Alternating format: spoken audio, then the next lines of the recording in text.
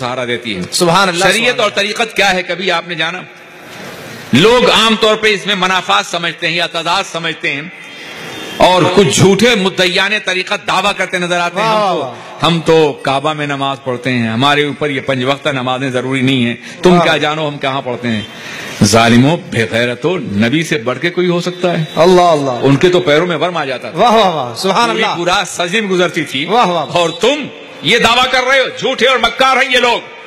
ان سے بچو، بے شک ان سے بچو.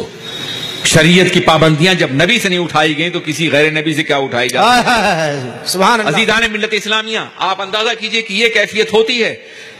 ہم طریقت کے لوگ ہیں. امام اہل سنت سے پوچھا گیا تھا، واہ واہ. ہمارے اعلی حضرت سے سبحان اللہ. پوچھا گیا تھا کہ طریقت کیا ہے اور شریعت کیا ہے، تو آپ نے فرمایا شریعت زینہ ہے اور طریقت جلوے بالائے بام. سبحان اللہ. یعنی جب تک آپ راستے پہ چل رہے ہیں، اللہ کے راستے پہ شریعت کو فالو کر رہے ہیں، یہ شریعت ہے. اور جب کبھی تجلی کی کوئی چھوٹ پڑ جائے تو یہ طریقت بن جاتی ہے. جب تک نماز پڑھ رہے ہیں کہ آپ خدا آپ کو دیکھ رہا ہے، جب تک شریعت ہے. اور جہاں کوئی تجلی یہ باور کرا دے کہ آپ خدا کے جلووں کو دیکھتے ہیں تو یہ طریقت بن جاتی ہے. سبحان اللہ. سبحان اللہ. احسان کی منزل طریقت کی منزل. سبحان اللہ. سبحان اللہ. اولیاء کرام کو مشاہدے کی قوت دی گئی تھی. جانتے ہیں کس لیے دی گئی تھی؟ تاکہ دنیا جب علم نہ سمجھ سکے تو اسے دکھا دیا جائے، اس کو مشاہدہ کرا دیا جائے. میرا دعویٰ یہ ہے کہ جہاں علم تھک کے بیٹھ جاتا ہے وہاں ولی کی قوت مشاہدہ سہارت دیتی ہے. واہ واہ. میں چند مثالوں کے ذریعے سمجھاؤں گا تاکہ حضور غوث پاک کے مشاہدات اور انقلابات کا آپ جائزہ لے سکیں. دیکھیے دونوں طرف سے آتے ہیں، اس کا جواب بن سکے. یاد رکھیے جو کچھ ہوتا ہے اللہ کے حکم سے ہوتا ہے. واہ. ایک پتا بھی اس کی مرضی سے ہل نہیں سکتا، ایک ذرہ بھی تابندہ نہیں ہو سکتا اس کی مرضی سے.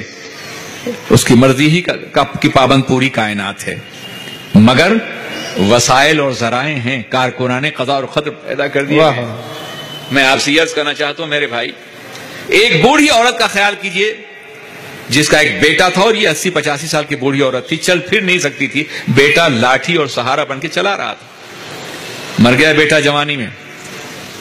بوڑھی عورت نے تڑپنا شروع کر دیا اور کہا اے اللہ، یا تو مجھے بھی موت دے دے یا میرے بچے کو زندگی دے دے. ابھی وہ تڑپ رہی تھی کہ بچے میں حرکت پیدا ہوئی، بچہ زندہ ہو گیا. اللہ. کیا کہیں گے آپ؟ مرنے والا تو مر گیا تھا مگر اللہ کی قدرت نے زندہ کر دیا. فرض کیجئے وہ حضرت عیسیٰ کا زمانہ ہے.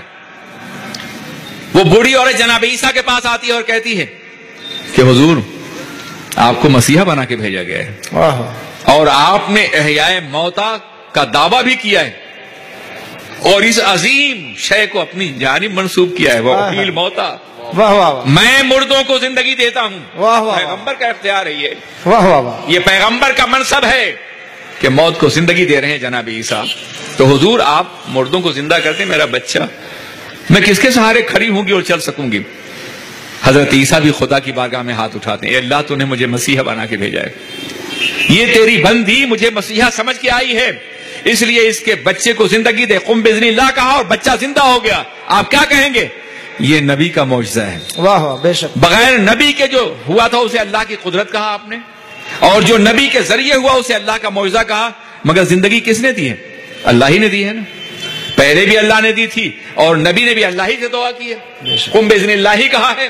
فرض کیجیے حضور غوث پاک کا زمانہ ہے سبحان. اور وہ غوث پاک کی بارگاہ میں آتی اور کہتی کہ آپ نے تو صدیوں کے مرے ہوئے فرد کو زندہ کر دیا تھا.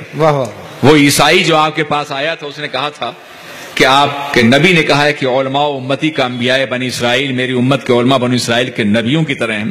تو ہمارے نبی تو مردہ زندہ کرتے تھے، کیا آپ کے نبی کی امت کے علماء مردہ زندہ کر سکتے ہیں؟ آپ نے فرمایا کہ ہاں.